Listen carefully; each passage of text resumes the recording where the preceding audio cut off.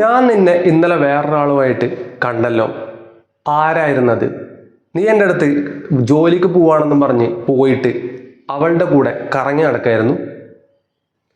ഞാനോ? എപ്പോ? നീ എന്നെ കണ്ടെന്നോ? ഒരിക്കലുമില്ല, ഒരു സാധ്യതയില്ല. ഞാൻ ജോലിക്ക് പോയിട്ടുണ്ട്. നീ വേണമെങ്കിൽ ഒന്ന് വിളിച്ച് അന്വേഷിച്ചോ. ശരി, ഞാൻ നിന്റെ ഫ്രണ്ടിനെ വിളിച്ച് ചോദിക്കാം. എനിക്ക് നല്ല ഉറപ്പുണ്ട് ഞാൻ കണ്ടത് നിന്നെ തന്നെയാണ്. അപ്പം നിനക്ക് വിളിച്ചു ചോദിക്കണം. വിളിച്ച് ചോദിച്ചാലേ എന്നെ വിശ്വാസമാവുള്ളൂ. എന്നെ മറ്റുള്ളവരുടെ മുമ്പിൽ മോശക്കാരനാക്കണം. അതല്ലേ നിനക്ക് വേണ്ടേ? നീ വിളിച്ചു ചോദിച്ചോ. പക്ഷെ ആ കോളിന് ശേഷം നമ്മുടെ റിലേഷൻഷിപ്പ് ഉണ്ടാവില്ല, ഇവിടെ തീരും. നീ എന്താന്ന് വെച്ചാൽ ചെയ്തോ.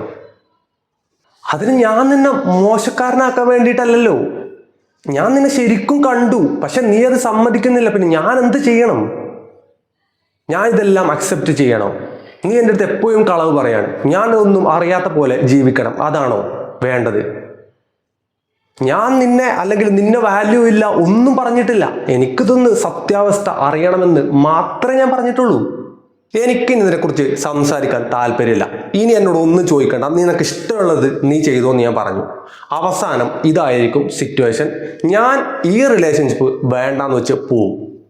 എനിക്കിങ്ങനെ നിന്റെ സംശയവും കാര്യങ്ങളൊന്നും അഡ്ജസ്റ്റ് ചെയ്ത് അക്സെപ്റ്റ് ചെയ്ത് ജീവിക്കാൻ താല്പര്യമില്ല. അത്രയേ ഉള്ളൂ. വേണമെങ്കിൽ നിനക്കെന്നെ വിശ്വസിക്കാം. അതിൻ്റെ അപ്പുറത്തേക്ക് ഒന്നുമില്ല. ഇങ്ങനൊരു സാഹചര്യം നിങ്ങൾക്കിടയിൽ വന്നാൽ നീ എന്ത് ചെയ്യും?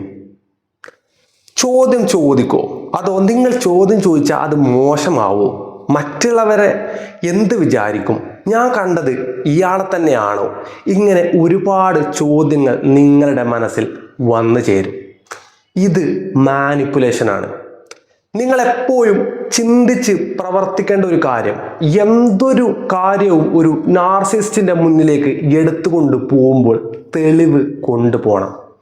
എന്നാൽ പോലും ആ ഒരു സംസാരം മാനേജ് ചെയ്യാൻ ഡിഫിക്കൽട്ടാണ്. പക്ഷേ ഒരു തെളിവുണ്ടെങ്കിൽ നിങ്ങൾക്ക് അവിടെ ഒരു സ്ട്രോങ് ബേസ് ഉണ്ട്. നിങ്ങൾക്ക് കാര്യങ്ങൾ മാനേജ് ചെയ്യാം. അവിടെ പിന്നെ നിങ്ങൾ എക്സ്പ്ലനേഷൻ ചെയ്യാൻ നിൽക്കരുത്. ആ ഒരു തെളിവ് മുന്നിലേക്ക് വെക്കുക, കാര്യം പറയാം, അവിടെ തീരണം. അതിൻ്റെ അപ്പുറത്തേക്ക് അവരുടെ ചോദ്യങ്ങൾക്കൊരു ഇമോഷണൽ റെസ്പോൺസ് നിങ്ങൾ കൊടുത്തു കഴിഞ്ഞാൽ ആ ഒരു പ്രശ്നത്തിന് പിന്നെ ഒരു വാല്യൂ ഉണ്ടാവില്ല. നിങ്ങൾക്കുള്ളിൽ നിന്ന് എന്ത് ഇമോഷനാണോ പുറത്തേക്ക് വന്നത് അതായിരിക്കും ഏറ്റവും വലുതായിട്ട് റിഫ്ലക്റ്റ് ചെയ്യുന്നത്.